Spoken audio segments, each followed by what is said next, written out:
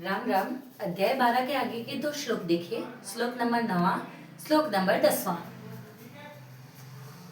अथ चित्तम समाधातुम समाधातुम अथ चित्तम समाधातुम न शक्नोषि मयि स्थिरम न शक्नोषि मयि स्थिरम अभ्यास योगेन ततो अभ्यास योगेन ततो मामिच्छाप्तुं धनंजय मामिच्छाप्तुं धनंजय। अर्थ देखिए। अथ चित्तम, तू मुझ में मन को समाधातुम स्थापित कर, न सकनोसी और अगर नहीं कर सकता है, वही स्थिरम मन को मुझ में स्थिर, तो अभ्यास योगेन तो अभ्यास योग के द्वारा ततो यानी करते हुए मामित छाप्तुम मुझे प्राप्त करने की, छाप्तुम यानी इच्छा कर, अभ्यास योग के द्वारा मुझे प्राप्त करने की इच्छा कर। धनंजय अर्जुन का नाम है, तो भगवान इसमें कहते हैं कि हे अर्जुन, तू मन को मुझ में स्थापित कर, और अगर तू मन को भी मुझ में स्थापित नहीं कर सकता तो अभ्यास योग के द्वारा मुझे प्राप्त करने की इच्छा कर। इसका हिंदी अनुवाद देखिए। अगर तू मन को मुझ में अचल भाव से स्थिर अर्पण करने में भी समर्थ नहीं मानता है, तो तू हे धनंजय, अभ्यास योग के द्वारा तू मेरी प्राप्ति की इच्छा कर। एक बार इसका पाठ करते हैं।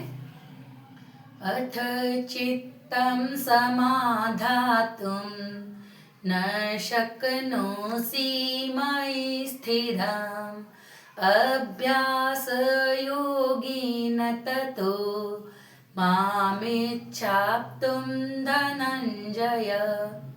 अगला देखिए।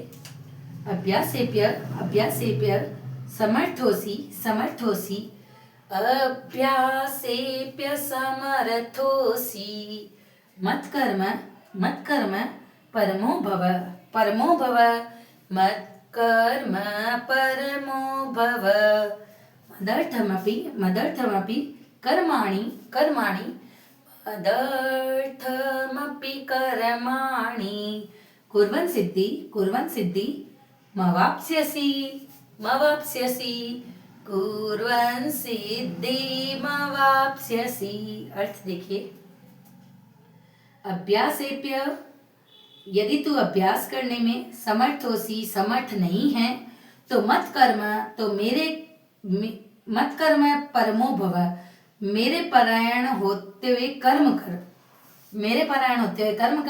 मदर्थमपि कर्माणि, मेरे परायण हुए कर्म करते हुए तू कुर्वन् सिद्धि को मवाप्स्यसि यानी प्राप्त होगा। एक बार इसका हिंदी अनुवाद देखिए। अगर तू अभ्यास योग में भी अपने को असमर्थ पाता है, तो मेरे लिए कर्म करने के परायण हो जा। मेरे लिए कर्म को करता हुआ तू सिद्धि को प्राप्त हो जाएगा। एक बार इसका पाठ करते हैं।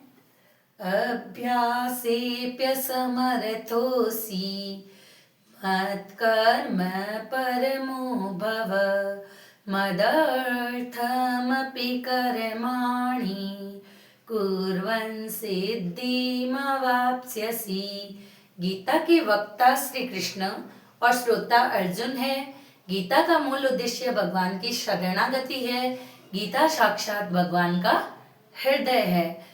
गीता का उपदेश धर्मभूमि कुरुक्षेत्र में हुआ था, जो इस समय हरियाणा में है। राम राम।